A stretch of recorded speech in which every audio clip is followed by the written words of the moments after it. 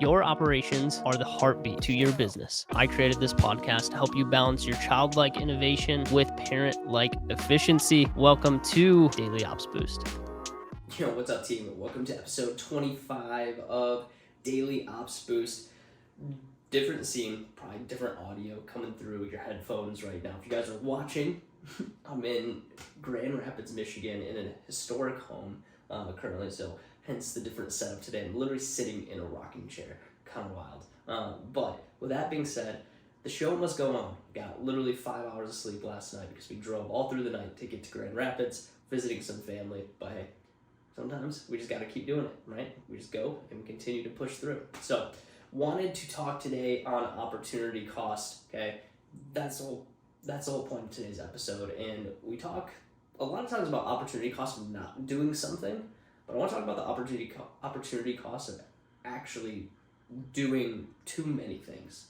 And the whole concept of opportunity cost is that that the value of the next best alternative is foregone when making a choice, right? So whether we make a choice to do something, there's an opportunity cost because our energy is going towards that one thing, versus an opportunity cost of not doing something because our energy is going to be going elsewhere. So there's opportunity costs on both sides of the spectrum. Whether you decide to do something or not decide to do something, there's an opportunity cost. But a lot of times, we talk about the opportunity cost of not doing something, especially in sales, right? Like, one of the things that we will often talk about is the opportunity cost of not moving forward with a service or not moving forward with a consulting, coaching program, an agency service. There's an opportunity cost that comes with that. But there's also a massive opportunity cost when it comes to the things that you do decide to do.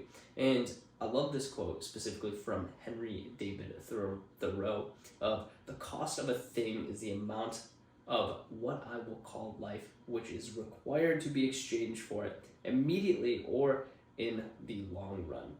And there is a power that comes with the focus that you go about things. And I see it all the time, especially with young entrepreneurs, young agency owners, is that they have a hard time focusing on the one thing. And Alex Ramosi put out a video pretty recently on a talk that he did on the power of focusing down on the singular thing and narrowing the focus. And essentially that focus will allow you to develop more expertise in the areas that you're going into, have a significant progress in a specific niche that you're going after. And the more focused and the more dialed we can be in on the one thing, oftentimes the greater strides that we would make it, and collectively we'll be able to make larger strides year after year.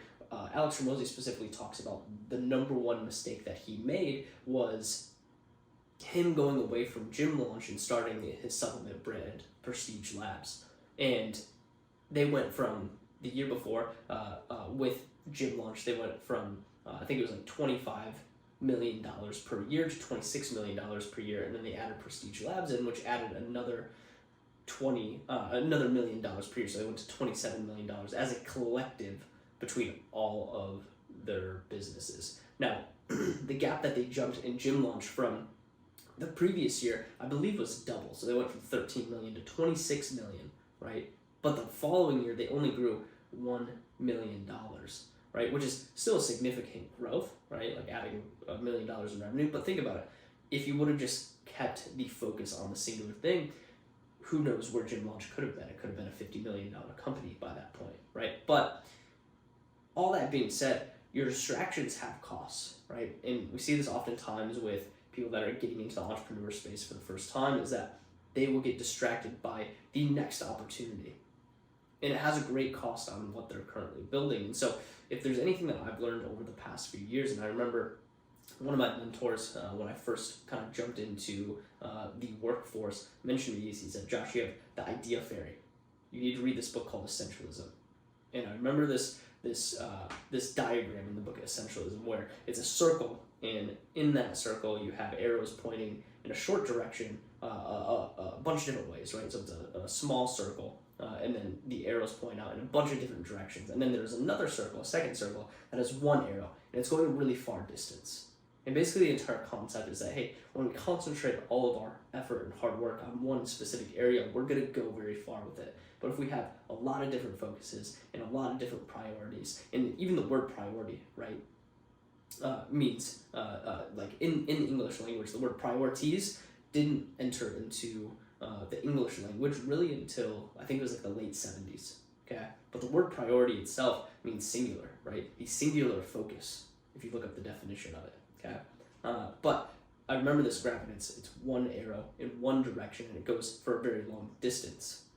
And when we stay in our lane, when we have the singular focus, we're going to get more distance. We're going to figure it out faster versus having all of these opportunities, and the opportunity cost of taking action on everything versus a singular priority makes all of the difference. And I'll kind of end this episode here with this quote from Confucius of, "The man that chases two rabbits catches neither." And I think it's an important quote to kind of grasp as we move on from this episode, of that sometimes it's best to chase the one rabbit and to actually go and catch it before we move on to the next thing. And I kind of have a rule of thumb in business is, like, before we even think about taking on other opportunities, our first opportunity should generate us at least $1 million, right? Like, if you're going to do business and you're going to try and do business at a high level, you have to be able to get that first adventure at least to $1 million, and then, you know, go ahead and expand your horizon. But even in the example of Alex Ramosi, he said he regrets taking on another adventure because at the end of the day, if he would have just focused on gym lunch, it would have grown exponentially more if that's where he would have put his effort and focus. So with that being said, remember, a lot of times as you continue to grow, as you create more influence inside of this marketplace, you're going to get opportunities, and you're going to have the opportunity to build other businesses. You're going to have opportunities to partner with other people. Keep the focus narrow, keep it singular, and you'll go a lot farther. That's all I got for you guys today. We'll see you in the next one. Peace. Yo, thank you so much for listening in to Daily Ops Boost. We really appreciate your attention. If you're enjoying the shorter form content, you're gonna absolutely love the long form content that we post over on YouTube. We do a live stream every single week, 7 p.m. Central Time. Go check it out. It's on YouTube. It's called Agency Therapy. We'll see you over there.